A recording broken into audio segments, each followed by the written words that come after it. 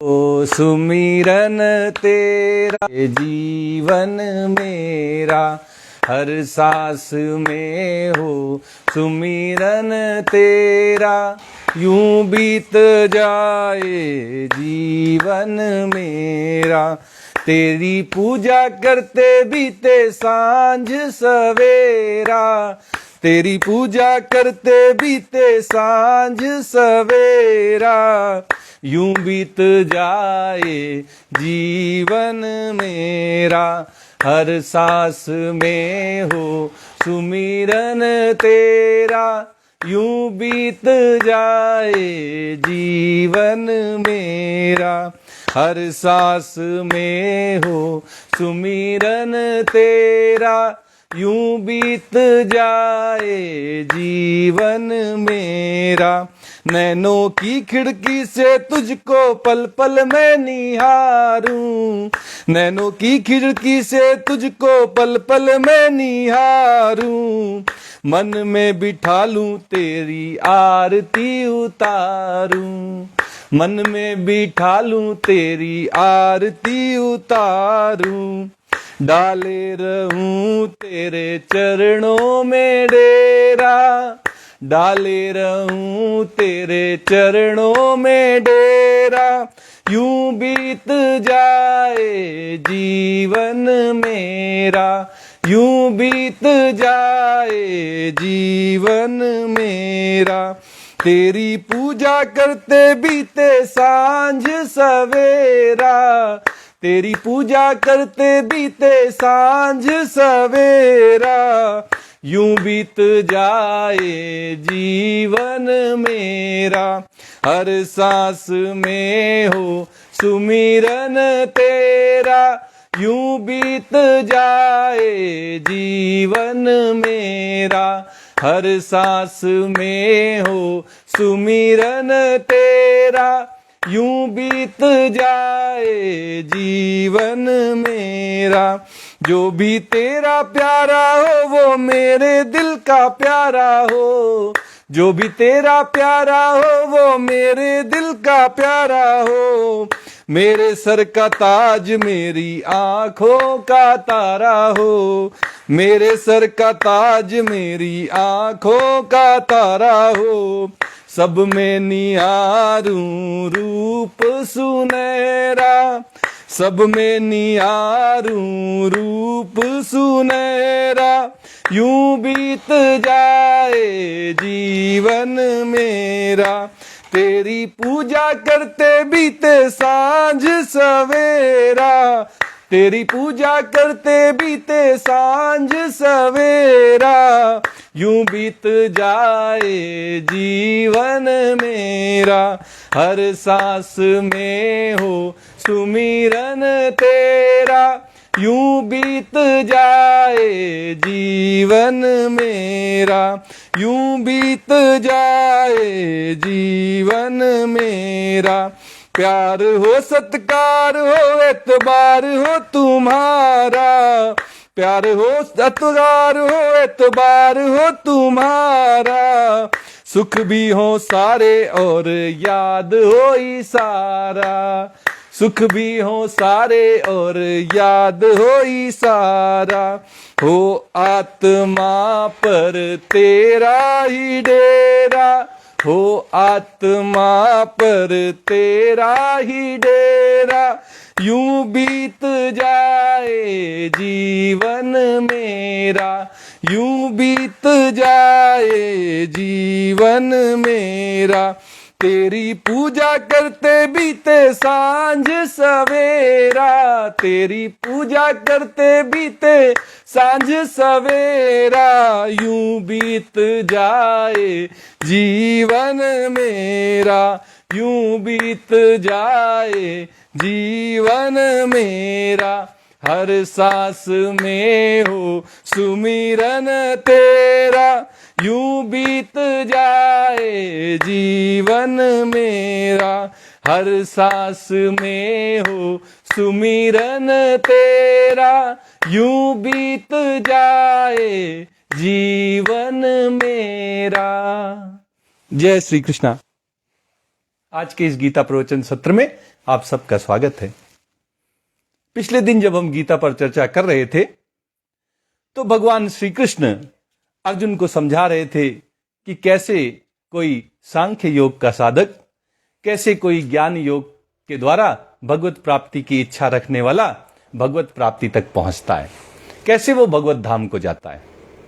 बहुत सारे लोग ये सोचते हैं कि सांख्य योग के द्वारा तो ब्रह्म की अनुभूति होती है, ब्रह्म बोध होता है, आत्म साक्षात्कार होता है, आत्म स्वरूप का बोध होता है। लेकिन यात्रा यहीं समाप्त नहीं होती। सांख्य योग के साधक को ब्रह्मभूत होने के बाद भी यात्रा को जारी रखना होता है। भगवान ने सबसे पहले बताया कि जो ब्रह्मभूत होना चाहते हैं, ब्रह्म बोध को प्राप्त करके अपने स्वरूप के बोध को प्राप्त करके स्वरूप में ही स्थित होना चाहते हैं, ब्रह्मानंद की अनुभूति करना चाहते हैं, उनको अपने अंदर कुछ परिवर्तन लाने होंगे। क्या परिवर्तन लाने होंगे? भगवान कह रहे थे बुद्धया विशुद्धया युक्तो। सबसे पहले उसको अपनी बुद्धि को विशुद्ध करना होगा। शुद्ध सात्विक बुद्धि के द्वारा ही ब्रह्म का अनुभव हो सकता है। फिर धृत्यात्मानं नियम्य च, धैर्य पूर्वक अपने आप को अपने वश में करना होगा। अपने शरीर, अपनी इंद्रियों, अपने मन, इन सब को अपने नियंत्रण में लाना होगा, अपने वश में करना होगा। इसके लिए धैर्य की आवश्यकता पड़ेगी। भगवान कहते हैं धृत्या, धैर्य पूर्वक ये कार्य करना होगा। जल्दबाजी दिखाने से मन अपने वश में नहीं आ जाएगा। जल्दबाजी दिखाने से इंद्रियां अपने नियंत्रण में नहीं आ जाएंगी। हौले हौले ये होगा, धैर्य पूर्वक इस कार्य को करना है। शब्दादीनि विषयांस त्यक्त्वा, भगवान ने कहा इसके बाद शब्द, स्पर्श, रूप, रस, गंध, ये जो 5 ज्ञानेंद्रियों के विषय हैं, जिनके प्रति ज्ञानेंद्रियां आकर्षित होती हैं और इन्हीं के द्वारा वो नई नई इच्छाएं उत्पन्न करती हैं, उनको पूरा करने के लिए मनुष्य लग जाता है।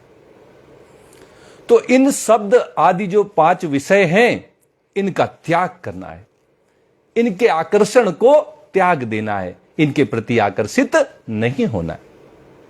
और फिर क्या करना है? राग द्वेषौ व्युदस्य च, राग द्वेष से रहित हो जाना है। राग और द्वेष सबसे बड़े शत्रु हैं। हमें किसी दूसरे शत्रु की आवश्यकता नहीं है अगर हमारे पास राग और द्वेष रूपी शत्रु हैं। किसी के प्रति राग ना हो, किसी के प्रति द्वेष ना हो, किसी से बहुत ज्यादा प्रियता ना हो जाए कि उसके प्रति ममता आ जाए, हम उसमें आसक्त हो जाएं, और किसी से इतना द्वेष ना करें, इतनी घृणा ना करें कि हमेशा उसका निगेटिव चिंतन, नकारात्मक चिंतन हमारे मन में हो। तो राग द्वेष को त्यागना ही होगा।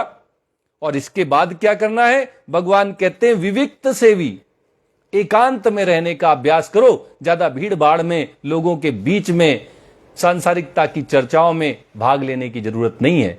एकांत में बैठकर भगवान का चिंतन करो, विविक्त सेवी बनो। लघवासी, थोड़ा खाओ, थोड़ा थोड़ा खाओ, न मरो न मुटाओ। ज्यादा खा लोगे तो आलस्य आएगा, निद्रा आएगी और समय व्यर्थ में बीत जाएगा। और अगर बहुत कम खाओगे तो हमेशा भोजन का ही चिंतन चलता रहेगा। इसलिए भगवान ने कहा है कि संयमित भोजन करना चाहिए। युक्ताहार विहारस्य, भगवान कहते हैं आहार और विहार, इन दोनों को संयमित करना है। अपने स्वभाव के अनुसार, अपनी जरूरतों के अनुसार इनको अपने वश में लाना है, इनके ऊपर नियंत्रण स्थापित करना है। तो थोड़ा थोड़ा खाइए। यत वाक काय मानसः, अपनी वाणी पर, अपने शरीर पर और अपने मन पर अपना नियंत्रण रखिए, अपने वश में रखिए इनको। जब चाहें तब प्रयोग करें, इनके प्रयोग में कोई बंधन नहीं लगा रहे हैं। भगवान कह रहे जहां आवश्यकता हो वहां बोलो, जहां आवश्यकता हो वहां शरीर से सारे कार्य करो, और जहां आवश्यकता हो वहां मन को ले जाओ। लेकिन ऐसा नहीं कि मन अपने मन से चला जा रहा है, वाणी में अपने मन से शब्द प्रकट हो रहे हैं, आवश्यकता है नहीं आवश्यकता है बोले चले जा रहे हैं, शरीर अनावश्यक कार्यों में लगा हुआ है। ऐसा नहीं करना है। अपनी वाणी, अपने शरीर और अपने मन को अपने नियंत्रण में रखते हुए उनका सदुपयोग करना है। ध्यान योग परो नित्यम, भगवान कहते निरंतर भगवान के ध्यान में मग्न रहो। ध्यान कहीं और संसार में लगाने की आवश्यकता नहीं है। जहां जहां ध्यान लगाओगे वहां से दुख मिलेंगे, कष्ट मिलेंगे।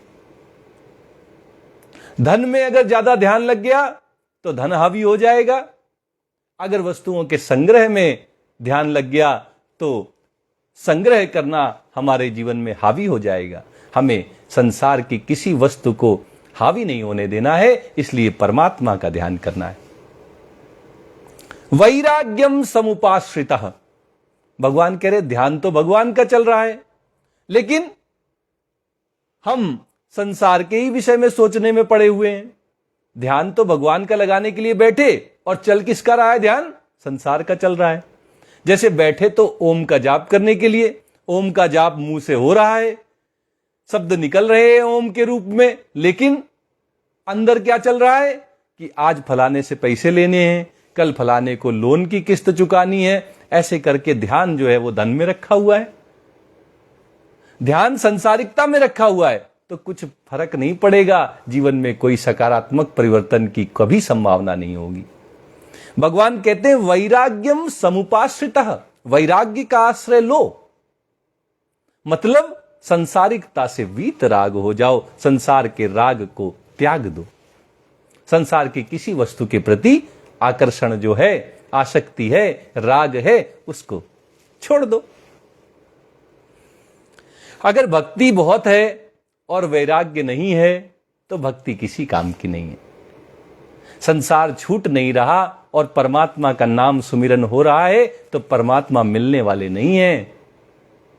संसार से अगर संबंध छूटेगा ही नहीं तो परमात्मा से जो नित्य निरंतर संबंध चला आ रहा है वो कभी नहीं जुड़ेगा। इसलिए वैराग्य बड़ा आवश्यक है। संसारिकता को छोड़ोगे तब आध्यात्मिकता में आपकी प्रगति होगी। अब ये सब अपने जीवन में परिवर्तन लाने के बाद व्यक्ति को जो निगेटिविटी है, नकारात्मकता है, वो जहां जहां से आती है उन सब को छोड़ना है। कहां कहां से आती है नकारात्मकता हमारे जीवन में? अहंकारम, बलम, दर्पम, कामम, क्रोधम, परिग्रहम, विमुच्य, इन सब का त्याग करना है। ये सब नकारात्मकता लाने वाले हैं, ये सब हमें संसार में फंसाने वाले हैं। शुरुआत सबसे बड़ा कौन दुश्मन है? अहंकार। मैं करके जो हम जीवन जीते हैं ये सबसे बड़ा दुर्गुण है। अहंकारम बलम, हमारे अंदर जो अपने बल का, पौरुष का जो घमंड है ये भी हमें ले डूबता है। बल पर भी ज्यादा हमें घमंड नहीं करना है। दर्पम, झूठ, पाखंड, दिखावा, इनके चक्कर में नहीं पड़ना है। हम जैसे हैं वैसे हैं, जिसको स्वीकार हैं उसको स्वीकार है और जिसको नहीं स्वीकार है उसको हमको कोई, उसके लिए तो हम जीवन नहीं जी रहे। इसलिए किसी तरह का कोई पाखंड, कोई दिखावा अपने जीवन में न रखें। कामम, जो इच्छाएं हैं, वासनाएं हैं, वे हमें अपने बंधन में बांध लेती हैं, हमें जबरदस्ती नाच नचाती रहती हैं। हम एक इच्छा को पूरी करने जाते हैं, वो इच्छा पूरी भी नहीं हो पाती, उससे पहले 5 इच्छाएं नई निकल आती हैं। इसलिए भगवान कह रहे हैं ये काम जो है, इच्छा है, वासना है, इसको भी ज्यादा तवज्जो नहीं देनी है, इसके चक्कर में नहीं फंसना है। क्रोधम, अच्छा अगर अब कोई इच्छा आ गई और उस इच्छा की पूर्ति में कोई बाधा आ जाए तो फिर क्या होता है? ये तो आपका अपना अनुभव है, आप बताएं। फिर हमारे अंदर क्रोध आता है। हम जैसा चाहते थे ऐसा नहीं हो पाया तो जिसकी वजह से नहीं हुआ उस पर हम क्रोधित हो जाते हैं। हमारा मन था कि आज हम सत्संग करें, लेकिन किसी वजह से सत्संग में बाधा आ गई, तो जो बाधा बन गया उसकी तो खैर नहीं, उसको तो 2-4 अच्छे शब्द सुनने को मिल ही जाएंगे। ये क्रोध है। क्रोध जो है वह काम की पूर्ति में बाधा उत्पन्न होने से आता है, तो हमें क्रोध नहीं करना है। जब हमारे अंदर अनुकूलता की इच्छा होगी, प्रतिकूलता आने पर अपने आप क्रोध आएगा। इसके लिए आपको अलग से कोई साधन नहीं करना है। इसलिए किसी तरह की इच्छा ना रखो। काम ही क्रोध की जननी है, बिना काम के क्रोध नहीं आता। कामः एषः क्रोधः एषा रजोगुण समुद्भवा। भगवान कहते जब रजोगुण प्रभावी हो जाता है तब व्यक्ति के अंदर ये काम क्रोध रूपी दोष आ जाते हैं और ये बड़े भयंकर हैं, कभी इनकी पूर्ति नहीं होती। इसलिए काम को ही त्याग दो, क्रोध आएगा ही नहीं। अनुकूलता की, सुख की, शांति की इच्छा ही ना रखो तो प्रतिकूलता के आने पर कभी हमें क्रोध नहीं आएगा। और फिर एक बड़ा दुर्गुण है परिग्रह का, वस्तुओं को आवश्यकता से अधिक इकट्ठा करने का। हम सब वस्तुएं आजकल बहुत इकट्ठा कर रहे हैं, सबके पास खूब पैसा है, तो अब क्या हो रहा है, एक की जगह कई घर बनाए जा रहे हैं, प्लाट खरीद खरीद के डाले जा रहे हैं। अब घर में वस्तुओं का संग्रह बढ़ गया है। जहां एक गाड़ी होती थी वहां हर आदमी के पास गाड़ी है, जहां घर में एक मोबाइल होता था वहां बच्चे बच्चे के पास अपना मोबाइल है। वस्तुओं को हम जरूरत से ज्यादा इकट्ठे करने में लग गए हैं, पहले अपने लिए, फिर अपने बेटों के लिए, फिर अपने पुत्रों के पुत्रों पौत्रों के लिए। हम 7 पीढ़ियों तक वस्तुएं इकट्ठा करके जाना चाहते हैं कि हमारे आने वाली 7 पीढ़ियों को कुछ करना ना पड़े। तो क्या हम उनको निठल्ला बनाने के लिए काम कर रहे हैं कि हमारी आने वाली पीढ़ियां निठल्ली हो जाए, अकर्मण्य हो जाए, आलसी हो जाए? ऐसा तो कोई नहीं चाहता। तो फिर संग्रह करने की भी कोई आवश्यकता नहीं है। हमारे जो बड़े बूढ़े हैं वो कहते आए हैं, पूत सपूत तो का धन संचय और पूत कपूत तो का धन संचय। अगर पूत सपूत निकल गया तो फिर आपको धन संचय करने की आवश्यकता नहीं है, वो खुद ही कमा लेगा। और कपूत निकल गया तो आप चाहे जितना संग्रह करके जाएं, वो सारा का सारा बर्बाद ही करेगा, जुआ खेलेगा, शराब पिएगा, ड्रग्स लेगा। इसलिए संग्रह की आवश्यकता किसी के लिए नहीं है। अहंकार, बल, पाखंड, दर्प, काम, क्रोध और परिग्रह, संग्रह करना, ये सारे दोष हैं। भगवान कहते विमुच्य, इनको त्याग दो। निर्ममः, ममता से रहित हो जाओ। शांतो, शांत हो जाओ, अपने मन को शांत कर लो। ये बहुत हलचल उत्पन्न करता है, इसमें लहरें आती ही रहती हैं, थोड़ा इसको शांत कर लो। और जब ये सब गुण तुम अपने अंदर ले आओगे तो भगवान कहते हैं ब्रह्म भूयाय कल्पते, तब तुम ब्रह्म की प्राप्ति के लिए, ब्रह्म बोध के लिए पात्र बन पाओगे। तब तुम पात्र हो जाओगे, तुम्हें निश्चित रूप से ब्रह्म का बोध हो जाएगा, तुम्हें स्वरूप का बोध हो जाएगा, आत्म साक्षात्कार हो जाएगा। कई लोग सोचते हैं कि यात्रा यहीं संपन्न हो जाएगी, ब्रह्म बोध हो गया, स्वरूप का बोध हो गया, आत्म साक्षात्कार हो गया, अब क्या करना, हो गई सिद्धि। लेकिन भगवान कहते ये सिद्ध अवस्था नहीं है, ये तो यात्रा का पहला पड़ाव है।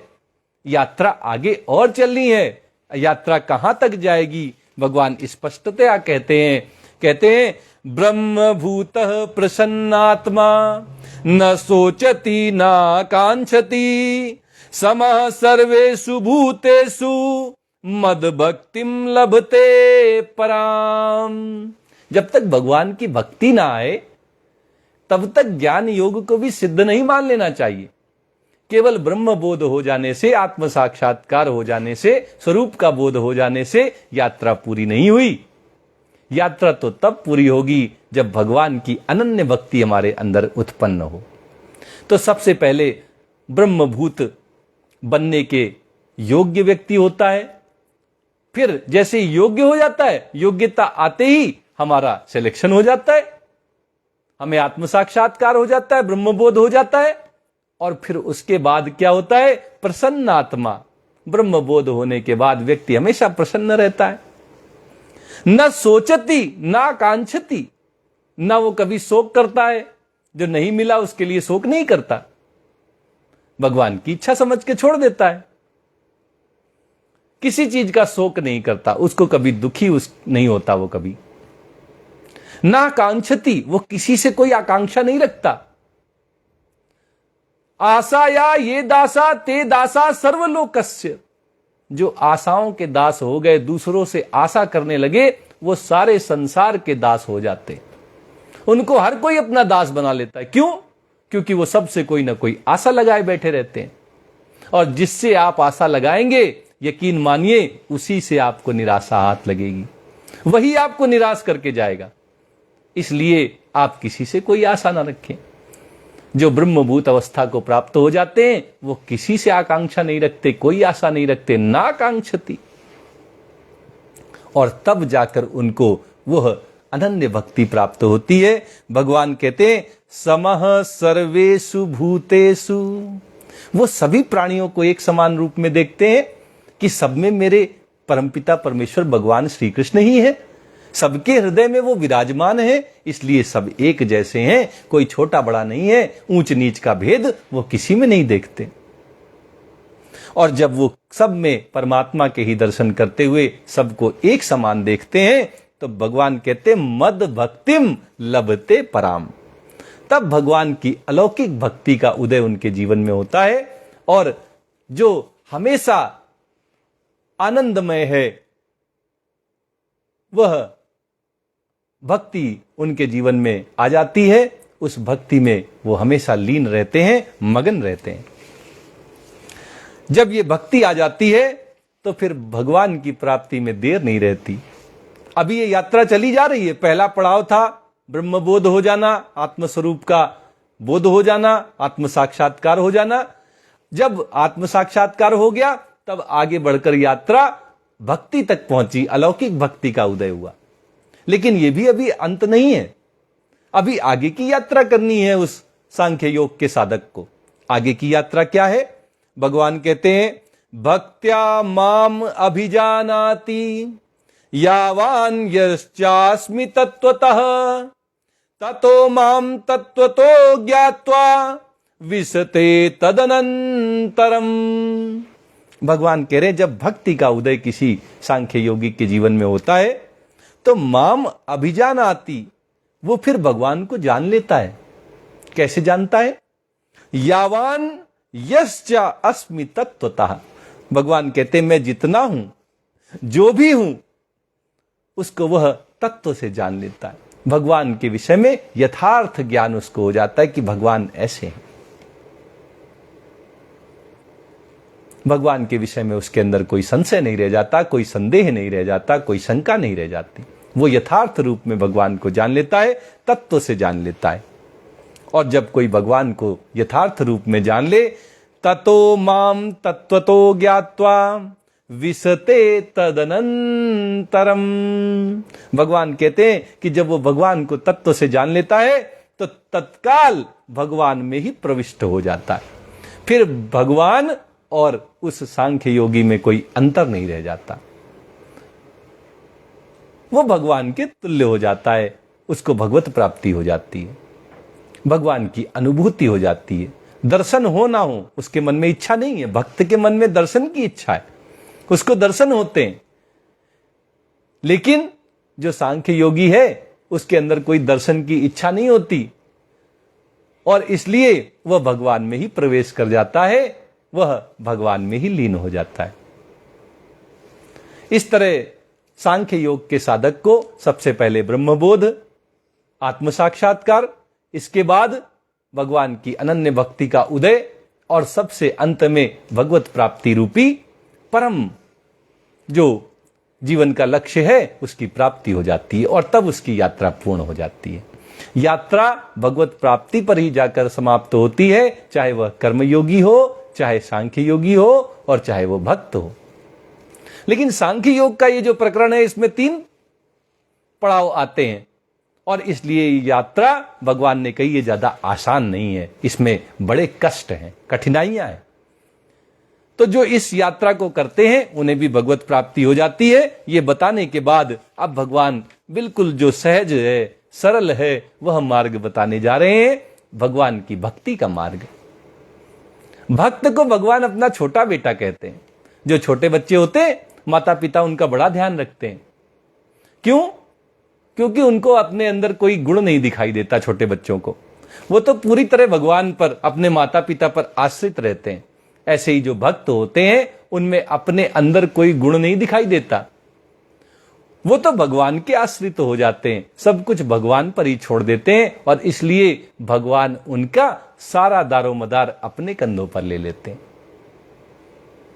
भक्त को ज्यादा सोचने की, ज्यादा दिमाग लगाने की आवश्यकता नहीं होती, इसीलिए भक्ति का मार्ग सबके लिए सरल है, सहज है, और भगवान कहते मेरे भक्त बन जाओ, सब कुछ मैं ही तुम्हें दे दूंगा, तुम्हें फिर कुछ करने की आवश्यकता नहीं रह जाएगी, कोई साधन, कोई अलग से पुरुषार्थ दिखाने की आवश्यकता नहीं रह जाएगी।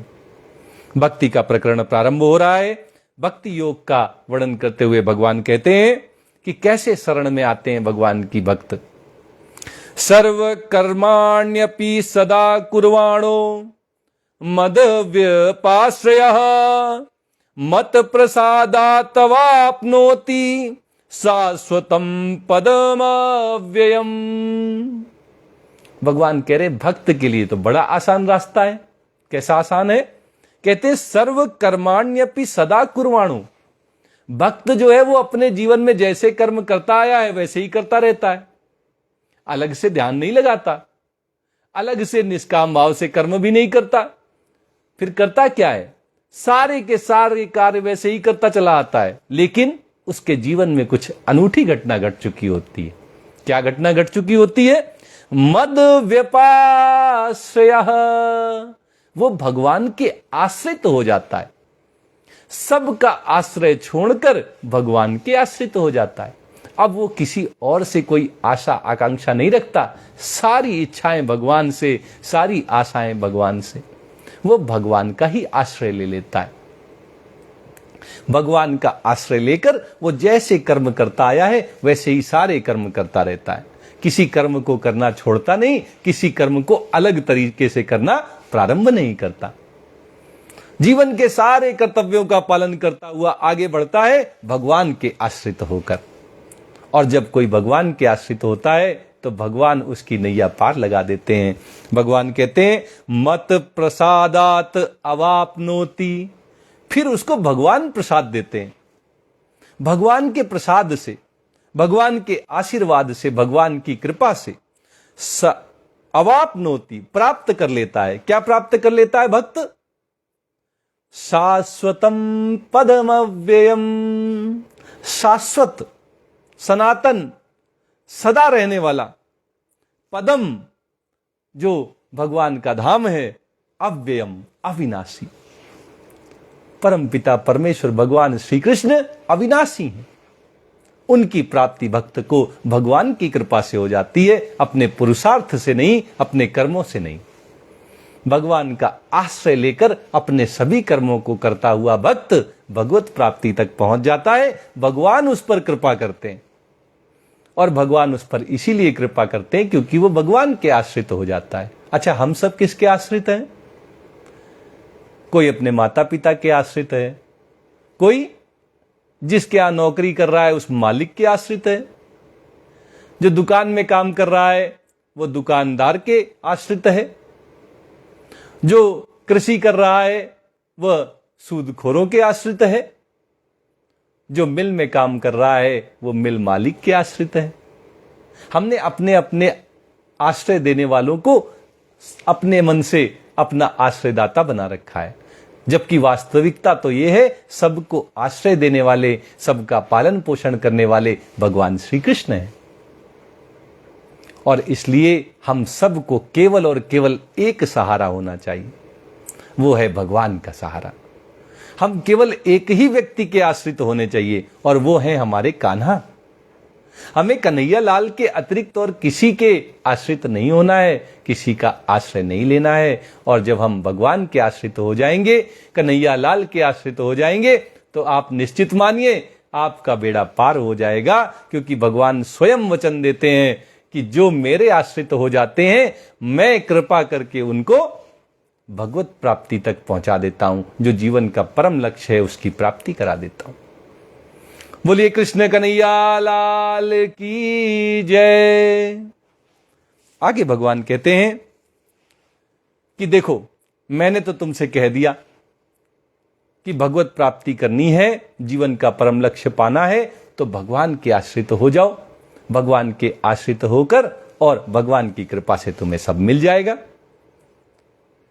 इसलिए अब विशेष रूप से अर्जुन को लक्ष्य बनाकर भगवान आज्ञा देते हैं कि चेतसा सर्व कर्माणि मयि सन्न्यस्य मत्परः बुद्धि योग मुपाश्रित्य मत चित्तः सततम भव। इस भगवत प्राप्ति करने के लिए भगवान अर्जुन को कहते हैं कि चेतसा सर्व कर्माणि मयि संन्यस्य, अपने चित्त से अपने अंतःकरण का सहारा लो और अपने सभी कर्मों को मेरे अर्पण कर दो।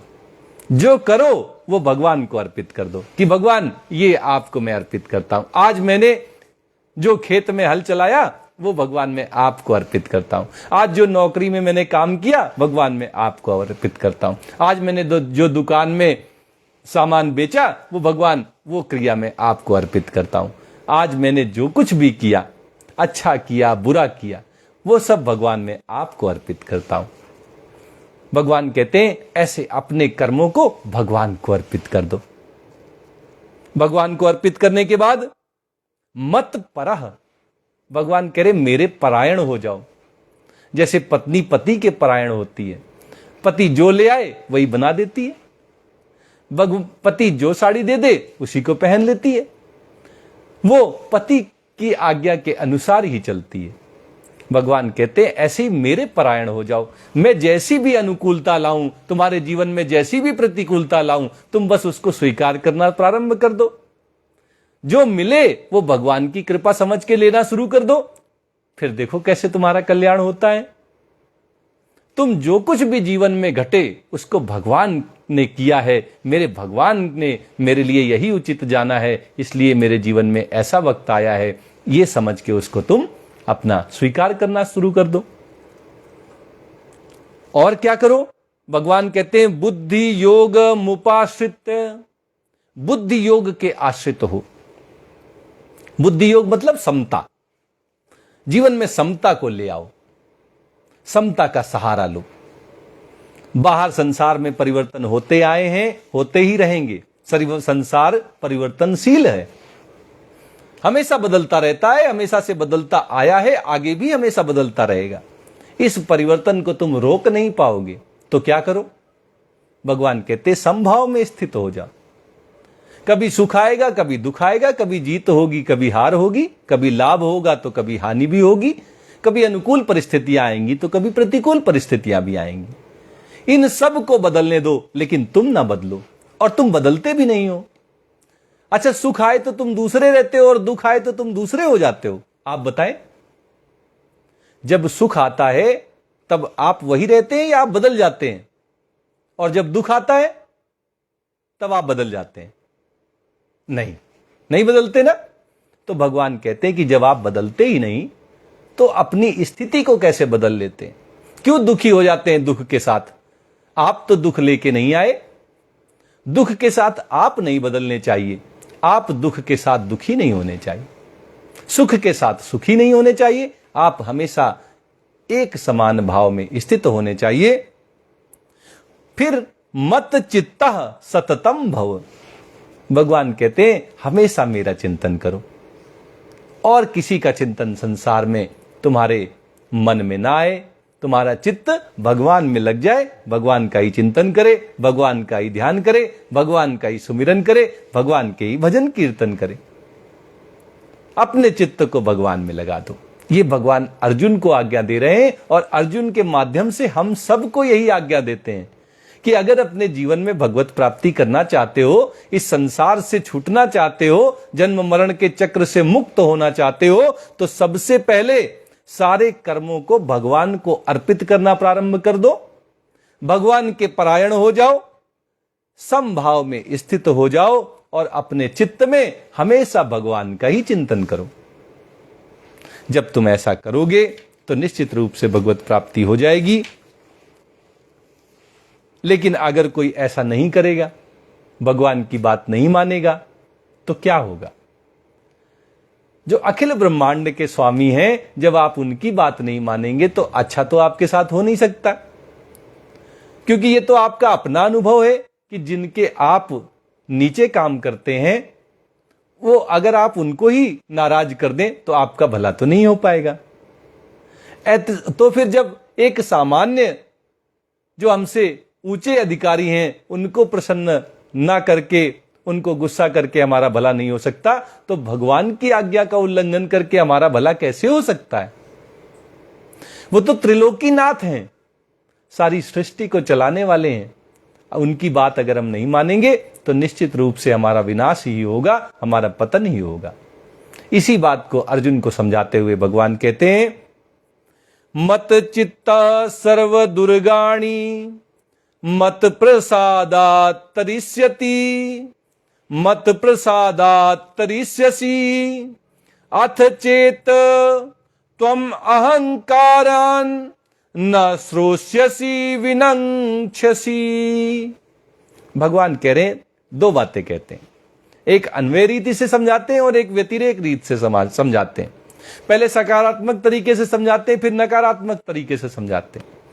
सकारात्मक तरीके से अन्वय रीति से समझाते हुए कहते हैं, मत चित्तः सर्व दुर्गाणी मत प्रसादात् तरिष्यसि। कह रहे हैं, अगर तुम अपने चित्त को मुझ में लगा दोगे, चित्त में परमात्मा का ही चिंतन करोगे, तो सर्व दुर्गाणी, चाहे जैसी परिस्थितियां आए, चाहे जो विघ्न आए, चाहे जैसी परेशानियां आए, चाहे जैसी कठिनाइयां आए, मत प्रसादात् तरिष्यसि, तो भगवान की कृपा से तुम उन सब को पार हो जाओगे, उन सब से पार निकल जाओगे।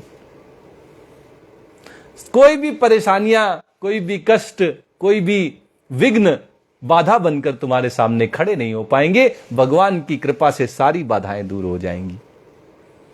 यह है भगवान में चित्त लगा देने का फल, कि भगवान की कृपा से सारी बाधाएं दूर हो जाएंगी। तो लगाना चाहिए कि नहीं लगाना चाहिए, आप बताएं? लगाना चाहिए, लेकिन नहीं लगाएंगे तो क्या होगा? नकारात्मक तरीके से भगवान बताने जा रहे हैं, व्यतिरेक रीति से कहते हैं, अथ चेत त्वम अहंकारान न श्रोष्यसि, अगर तुम अहंकार के वशीभूत होकर मेरे कहे अनुसार नहीं चलोगे, मेरी आज्ञा का पालन नहीं करोगे, मेरे बताए हुए रास्ते में तुम अगर नहीं आगे बढ़ोगे, तो भगवान कहते हैं विनंक्षसि, तुम्हारा विनाश हो जाएगा, तुम्हारा पतन हो जाएगा, तुम्हारा भला नहीं होगा, तुम्हारा कल्याण नहीं होगा, तुम्हारा पतन हो जाएगा। भगवान की आज्ञा का उल्लंघन करने के कारण तुम नष्ट हो जाओगे। इसलिए हम सबको भगवान की आज्ञा का पालन करना चाहिए, भगवान में ही अपने चित्त को लगाना चाहिए, भगवत परायण होकर भगवान की भक्ति प्राप्त करने का, भगवान की भक्ति करने का सौभाग्य अपने जीवन में लाना चाहिए। इसके लिए भगवान ने पूरी स्वतंत्रता दी है। अगर हम नहीं मानेंगे भगवान की बात तो हमारा पतन होगा। कैसे पतन होगा? क्या हो जाएगा जिसके कारण हमारा पतन होगा? भगवान अब इसको बताने हम सबको जा रहे हैं। कहते हैं, यद अहंकारम आश्रित्य न योत्स्य इति मन्यसे मिथ्यैष व्यवसायस्ते प्रकृतिस्त्वां नियोक्ष्यसि। भगवान कह रहे हैं कि अगर तुम अहंकार का आश्रय ले लोगे, मैं कहकर भगवान के कहे अनुसार नहीं चलोगे कि मैं बहुत बड़ा ज्ञानी, मैं सब जानने वाला, मैं क्यों भगवान की बात मानूं, ऐसे अहंकार के आश्रित होकर अगर तुम भगवान की बात मानने से मना कर दोगे तो कि मैं युद्ध नहीं करूंगा। अच्छा, अर्जुन को युद्ध करने के लिए भगवान कह रहे हैं और वो कह रहा है युद्ध नहीं करूंगा, उसके लिए कह रहे हैं युद्ध नहीं करोगे। और हमारे लिए क्या लागू होता है कि जो हमारे कर्तव्य कर्म हैं भगवान ने ही तो दिए हैं, अगर हम उनको नहीं करेंगे तो वही दुर्गति होगी जो अर्जुन की हो जाए। अगर वो भगवान की के कहे अनुसार युद्ध ना करे, तो हमें अपने जीवन में जो कर्तव्य मिले हैं उनका बखूबी पालन करना है, उन कर्तव्यों को निभाना है। भगवान कहते हैं कि अगर तुम कर्तव्यों का पालन नहीं करोगे तो ये तुम्हारा जो मिथ्या निश्चय है, झूठ मूठ का जो तुमने निश्चय कर लिया है कि अब मैं कर्तव्यों का पालन नहीं करूंगा, भगवान कह रहे हैं प्रकृतिस्त्वां नियोक्ष्यसि, प्रकृतिस्त्वां नियोक्ष्यति। अगर तुम नहीं करोगे तो भी ऐसा नहीं कि नहीं तुम्हारे द्वारा वो काम होगा, प्रकृतिम, तुम्हारा स्वभाव ये तुम्हें उन कार्यों में लगा देगा, उन युद्ध में, उस युद्ध में तुम्हें झोंक देगा। अर्जुन क्षत्रिय है, क्षत्रिय के कर्तव्य अभी इसी अध्याय में भगवान ने बताए थे। सूरवीरता, युद्ध करना, युद्ध में पीठ ना दिखाना, युद्ध से पलायन न करना यह क्षत्रियों का स्वभाव है। अगर अर्जुन कहे कि मैं युद्ध नहीं करूंगा, मोह में पड़कर कहे कि मैं अपनों को नहीं मारूंगा, युद्ध में नहीं भाग लूंगा, तो वो बच नहीं पाएगा, क्योंकि उसका जब क्षत्रिय स्वभाव जागेगा तो वो उसको युद्ध में झोंक देगा, लेकिन तब उसका पतन होगा। क्यों? अगर वो भगवान के कहे अनुसार पहले ही युद्ध में लग जाए तो उसका कल्याण होगा, क्योंकि फिर उसके अंदर कोई संदेह नहीं रह जाएगा। लेकिन अगर प्रकृति के वशीभूत होकर वह युद्ध में कूदेगा तो निश्चित रूप से उसका पतन होगा, क्योंकि उसमें आत्मविश्वास जो भगवान भर रहे हैं वो नहीं आ पाएगा। और बिना आत्मविश्वास के कभी कोई लड़ाई किसने जीती है? आप बताएं, बिना आत्मविश्वास के कोई लड़ाई जीती जा सकती है? अगर केवल आत्मविश्वास हो तो कई लड़ाइयां जीती जा सकती हैं, लेकिन बिना आत्मविश्वास के कोई लड़ाई नहीं लड़ी जा सकती, कोई नहीं जीती जा सकती। इसलिए जरूरी है कि हम भगवान के कहे अनुसार चलें, नहीं तो प्रकृति तो अपने जो हमारा स्वभाव है इसके वशीभूत होकर, परतंत्र होकर, इसके कहे अनुसार तो हमको चलना ही पड़ेगा। न चाहते हुए भी हमारा स्वभाव हमसे ये कार्य करवा लेगा। इसलिए हमें अपने कर्तव्यों का पालन जरूर करना चाहिए। प्रकृति कैसे कर्म में लगा देती है, इसके विषय में भगवान बता रहे हैं। भगवान ने कह तो दिया कि तुम्हारी प्रकृति तुमको युद्ध में झोंक देगी। कैसे लगाती है प्रकृति? भगवान कहते हैं, स्वभाव जेन कौन्तेय निबद्ध स्वेन कर्मणा कर्तुम नेच्छसि यन्मोहात् करिष्यस्य वशोऽपि तत्। भगवान कहते हैं कि हे कौन्तेय, हे कुंती नंदन, हे अर्जुन, अपने स्वभाव के द्वारा, कर्मों से बंधा हुआ स्वभाव के द्वारा हम कर्मों से बंध जाते हैं। हमारा स्वभाव है, वैसे ही कर्म हमारे द्वारा हो जाते हैं। उसके लिए अलग से सोच विचार करने की आवश्यकता नहीं रहती। फिर जैसा स्वभाव बन जाता है वैसे कार्य अपने आप होने लगते हैं, वैसे ही कार्यों में हमारा मन लगता है। भगवान कह रहे हैं कि अगर तुम मोह के कारण इस युद्ध में भाग नहीं लोगे, इस युद्ध को नहीं करोगे, तब भी जो तुम्हारी क्षत्रिय प्रकृति है, क्षत्रियों का जो तुम्हारा स्वभाव है, वो तो तुम्हें अपने वशीभूत करके तुम्हें युद्ध में लगा ही देगा। तब तुम बिना सोचे विचारे युद्ध में कूद पड़ोगे, क्योंकि तुम्हारा स्वभाव है क्षत्रिय का। युद्ध में पीठ दिखाओगे नहीं, पीठ दिखा के कभी युद्ध से भागोगे नहीं, युद्ध में आकर लग जाओगे। तुम्हारा स्वभाव तुमको लड़ा देगा युद्ध, इसलिए तुम युद्ध से बच नहीं पाओगे।